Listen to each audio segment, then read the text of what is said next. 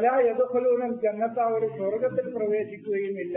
അവർ ജന്നത്തുൽ മഅരിഫത്തി വൽ ഇൽമിയാണ്, അറിവിന്റെയും സ്നേഹത്തിന്റെയും ജ്ഞാനത്തിന്റെയും സ്വർഗത്തിൽ അവർ പ്രവേശിക്കുകയില്ല.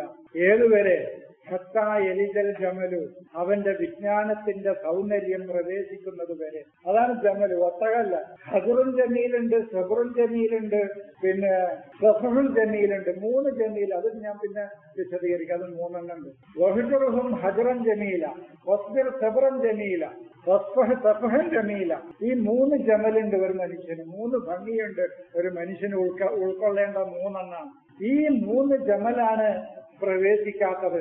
ഏതിലൂടെ? സെമ്മുൽ ഖിയാത്ത്. സെമ്മുൽ ഖിയാത്ത് എന്ന് പറഞ്ഞാൽ പൈശാചികതയുടെ പദ്ധതികളാണ് സെമ്മുൽ ഖിയാത്ത്, അല്ലാതെ സൂചിയുടെ ദ്വാരമല്ല. സെമ്മ് എന്ന് പറഞ്ഞാൽ മത്ത് മൂസയാണെങ്കിൽ സെമ്മ് ഫിറൗനാണ്. അത് ഞാൻ നിങ്ങൾക്ക് വിശദീകരിച്ചിട്ടുണ്ട്. സെമ്മ് എന്ന് പറയുന്നത് ഫിറൗനി മനസ്സാണെങ്കിൽ മത്ത് ലാ യമുസ്സുഹു ഇല്ലൽ മുതഹറൂൻ, പരിശുദ്ധ മനസ്സിന്റെ ഉടമകളല്ലാതെ ഖുർആനിക യാഥാർത്ഥ്യങ്ങളെ ഉൾക്കൊള്ളുകയില്ല എന്ന് ഖുർആൻ പറയുന്നു. അതാണ് മസ് ചെയ്യുന്നത് മൂസയാണെങ്കിൽ മസ്, അതാണ് മൂസ എന്ന് പറയാനുള്ള കാരണം. മസ്, അതിൽ നിന്നാണ് മൂസ ഉണ്ടാകുന്നത്.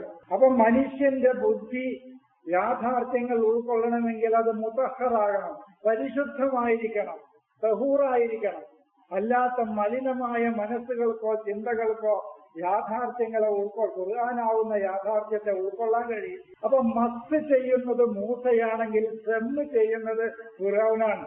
അത് ഞാന് ഈ 2-3 ആയത്തുകൾക്ക് മുമ്പ് ഞാൻ വിശദീകരിച്ചപ്പോ വൈദിന് അഞ്ചൈനാക്കും മിൻ ആലി ഫിറൗന യസൂമൂനക്കും, അതാണ് സമ്മ യസുമ്മു ഫനസിമുഹു അൽ ഖുർതൂം എന്നാണ്. അതിൽ ഇപ്പൊ നിലവിലുള്ള അർത്ഥം ഞാൻ അവർക്ക് തുമ്പിക്കൈ കൊടുക്കും എന്നാണ് പറഞ്ഞിട്ടുള്ളത്. ഫനസിമുഹു, ഞാൻ അവർക്ക് അടയാളമായി ഇടും അൽ ഖുർതൂം, തുമ്പിക്കൈ കാഫിര്യങ്ങൾക്ക്.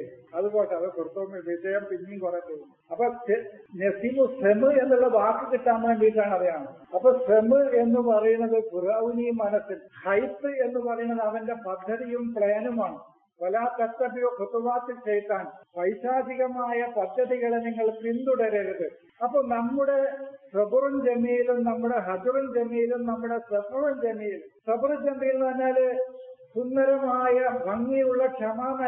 സബർ എന്ന് പറഞ്ഞാൽ ഒരു കാര്യത്തെ കണ്ടെത്താൻ നിരന്തരമായ ശ്രദ്ധയോടെയുള്ള പഠനത്തിനാണ് സബർ എന്ന് പറയാം.